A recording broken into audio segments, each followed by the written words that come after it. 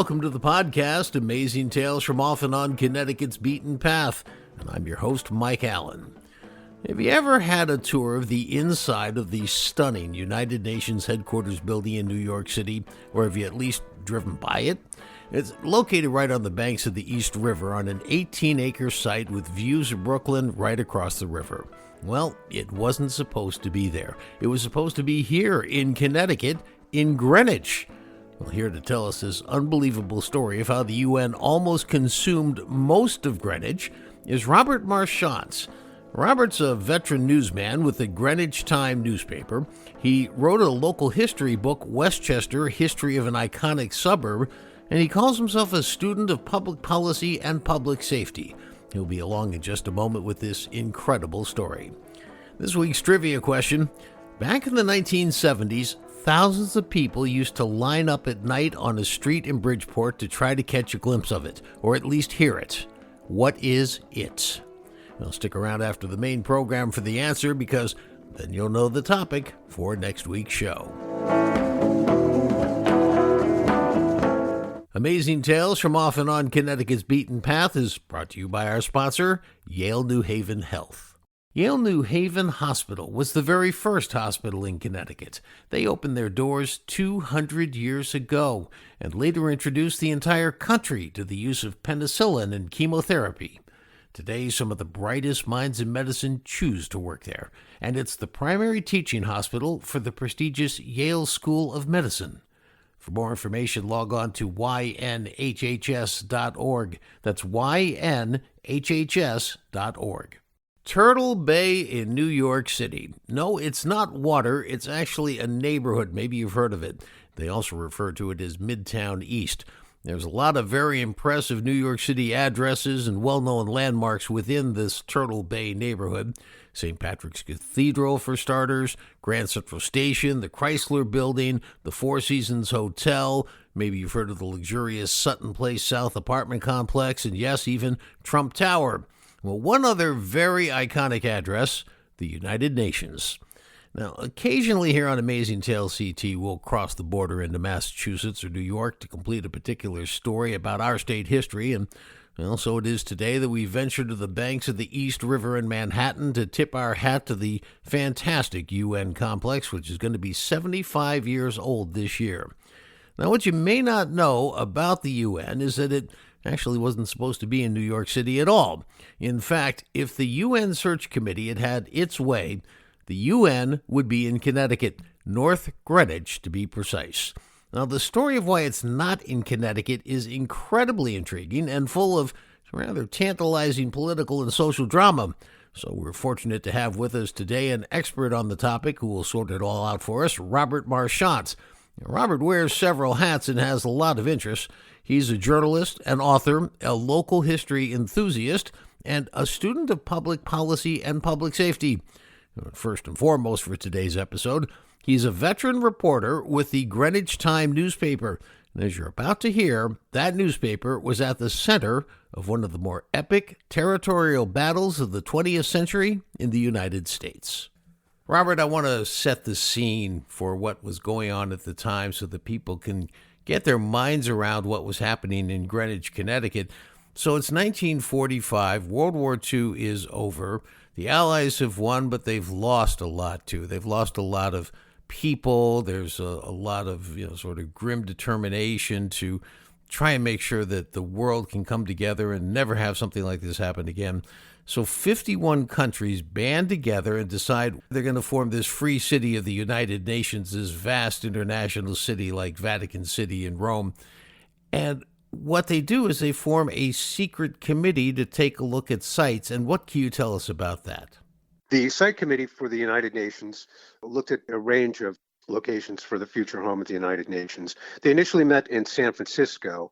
San Francisco had its drawbacks. The European delegation did not want to travel to the west coast of the United States. The New York City area was seen as desirable, given its proximity to New York City and transportation hubs. Lower Connecticut presented itself as a beautiful location, jewel-like setting close to New York City. Backcountry Greenwich is known for its natural beauty, and it was seen as a place where diplomats could come together and in a tranquil setting work out the world's problems. I think that the Filipino ambassador said the natural beauty of Greenwich lent itself very well towards calm deliberation and diplomacy. So the site committee, headed by a Yugoslav diplomat, chose Greenwich as its preferred alternative. So there's a hotel in Ulster County, Mohawk Mountain House, where actually during World War II, there were discussions held with Japanese diplomats and FDR's team. And I always put in my mind after reading your article that this is kind of what they were trying to create in Greenwich. Yeah, there's a long tradition of kind of quiet, gentlemanly diplomacy in resort towns. And Averell Harriman was one of the power brokers of the international order, and for the Rockefellers, John D. Rockefeller and William Rockefeller. And yeah, they would have these kind of enclaves and get-togethers, little rich financiers and power brokers getting together sort of in secret in these rustic rural locations and solving the world's problems, or at least trying to solve the world's problems. That was sort of the model for a lot of these discussions. So now this is all going on in secret. How did Greenwich find out about this? Prescott Bush, banker and the father of George H.W. Bush, was a town leader. He was the moderator of the representative town meeting in Greenwich. He had good sources in the State Department who told him that the site committee for the United Nations had chosen the north end of Greenwich for the future home of the United Nations. And Prescott Bush passed this along to Bernie U. Dane, who was the editor of Greenwich Time newspaper. And it was front page news in Greenwich Time, and it landed like a bombshell that the north end of the town would be turned into a United Nations city, a Vatican of international diplomacy, and that over 1,000 local residents would be displaced for the UN home, which was known as Unoville locally. Now, as you and I both know, me a former journalist, you a current journalist, a lot of times when people call up with a story like that, they have a purpose, and Prescott Bush was not in favor of this plan, was he? That's right. Yeah, he was one of the leading opponents. Him and a number of other very well-connected Greenwich residents put together a committee called the Greenwich People's Committee to fight the location of the United Nations in Greenwich. Now, let's talk about this and try and map this out so people can visually come to terms with what we're talking about, this 42 square mile area. I mean, the Merritt Parkway cuts Greenwich almost in half, with the northern half and the southern half. And essentially, we're talking about the entire northern half of Greenwich being consumed by this, along with some of Stamford to the east and North Castle in Westchester County to the north. And it's this gigantic area. And tell me about what some of the structures were going to be that were going to be on that. It was envisioned that there would be a 12-story modernist office tower, a hotel for 3,000 people. Unoville would have its own fire department, its own police department, 4-lane highway leading into it. There would be a spur from the New Haven Railroad. It would be an enormous city within the confines of backcountry Greenwich, and it would have really destroyed the small town New England charm that Greenwich is known for today. I even heard they were going to have churches and schools and a hospital. I mean, like you say, a complete city. Yeah, that's correct. It would have been an urban enclave within the rolling backcountry of Greenwich. And when you think about what's there now, it's just so hard to conceive of this. I mean, really, you have, polo clubs there today. You have, country clubs, the Whitby School, the Stanwich Club. All this would have been consumed by where the UN is. Yeah, that was the plan. They would have kicked everybody out. 1,000 people would have lost their homes, probably demolished all that. And in its place would be this gleaming modernist home of international diplomacy. Yeah, it would have completely eviscerated what we think of as Greenwich today. One of the very interesting angles on this story is this is one of the big first times that the term NIMBY comes in, with the not in my backyard. And this turned into an international situation with people overseas saying, oh, those millionaires in Greenwich, they don't want this. And meantime, other people, who are patriots saying we do, others saying there's a business opportunity, others saying it's going to disrupt 1,000 families and throw them out. This was tumultuous. Yes, when I wrote about it in a history column for Greenwich Time newspaper, I called it one of the biggest NIMBY fights of all time. And it really inflamed passions on both sides of the line. There were actually vocal supporters. There were quite a few local residents who wanted the United Nations to come to Greenwich. There was a man by the name of Alton Ketchum who was a leading proponent and wrote letters to the editor. They viewed it as an idealistic cause to have the United Nations come to Greenwich. They were sort of imbued with a sense of altruism and world peace. The governor of Connecticut, Raymond Baldwin, was also a major supporter. And there was also support in Westchester County as well. And the local newspaper chain in Westchester was also in favor of the UN plan. And an editorial said, some private individual interests must suffer. Remember, we are not building UNO merely for pleasure or for sanitation or for health or any other relatively local justifiable reason. We are building UNO to preserve peace permanently. And the threat of World War III with the atomic bomb was worthwhile enough to displace homeowners. On the other side, though, many Greenwich residents hated the idea of being displaced from their homes. 1,000 or more people would have lost their homes. This became kind of an international spectacle, and it was picked up by wire services and newspapers around the world. The Daily Mail in London said, the millionaires of Greenwich are angry. A lot of humorous newspaper humor columnists had a lot of fun with it. Camels roaming around Greenwich Avenue, or Swiss yodelers waking up the people of Greenwich in the morning. There was great sport at sort of prodding Greenwich as, being sort of the snobby opponent of world peace and the United Nations. So it was an international spectacle. One of the leading opponents of the plan, advertising executive by the name of Amity Cole, said it would completely destroy the character of Greenwich as they knew it. Now, Amity Cole spent $50 on 3 individuals to map out some scary concepts for downtown business owners. Can you tell us that side of the story? Yeah, Amity Cole was an executive at J. Walter Thompson. This was in the great age of stunt advertising. People don't remember this now.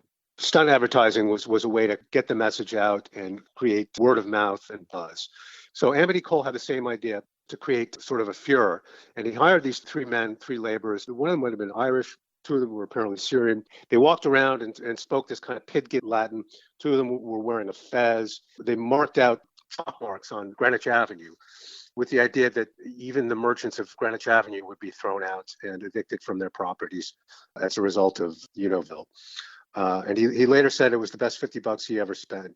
It earned them hundreds of new supporters in their fight against the United Nations. This story has a couple of very interesting characters besides that involved. One is Alger Hiss from the State Department. What can you tell me about his involvement? Yeah, Alger Hiss was one of the delegates from the State Department to the United Nations Relocation Committee. Hiss was later accused of being a Soviet spy. He told Greenwich, sorry, we're just going to have to live with it. But Greenwich thought otherwise, and they put up quite a fight.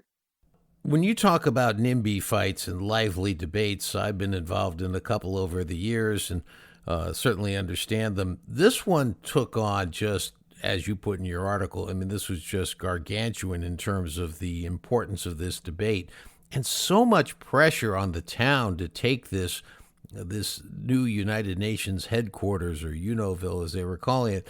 But after this debate, they finally decide at the representative town meeting to sit down and have a vote on it. How'd that go? A referendum was held in Greenwich. People voted no by a very wide margin, 73% or so. It was about 3-1. And the vote was held on March 2nd, 1946. And similar in North Castle, too. It was 5-1, 6-1. People voted no. It created quite a conundrum for the UN, even though they settled on Greenwich as their leading option. And you're right, and they ended up having to look at other sites. I know Bear Mountain State Park was one of them, and some other sites around in New York and New Jersey and around, and even other cities that wanted it. Philadelphia put together a very enticing proposition. Boston was in the running.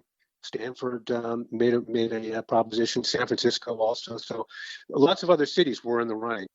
But what actually ended up happening was in 1946, a guy who actually owned some property in Greenwich goes and buys some property in New York City and hands it over to the UN. Tell us that side of it. Yes, enter the Rockefellers. The Rockefellers had a long interest in international relations and building an international community and using diplomacy, international diplomacy. They were always great proponents of that. Nelson Rockefeller and the rest of the Rockefeller family. Nelson Rockefeller, he was going to be the future governor of New York State and the future vice president, was in his 30s at the time, thought that they could come up with a solution.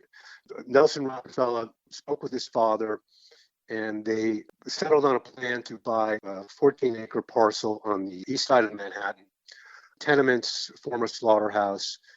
They would acquire that property and turn it over to the United Nations, and that's eventually what happened. But as people pointed out, it was a lot easier to evict tenement dwellers in Manhattan than it was people who played polo and estate owners and rich people in Greenwich. And Greenwich could have been right at the heart of it. Imagine what you'd be covering today as a reporter there. Yeah, I'm a little bit jealous. Yeah, I'd certainly like to be on the United Nations beat. I wouldn't mind that one bit.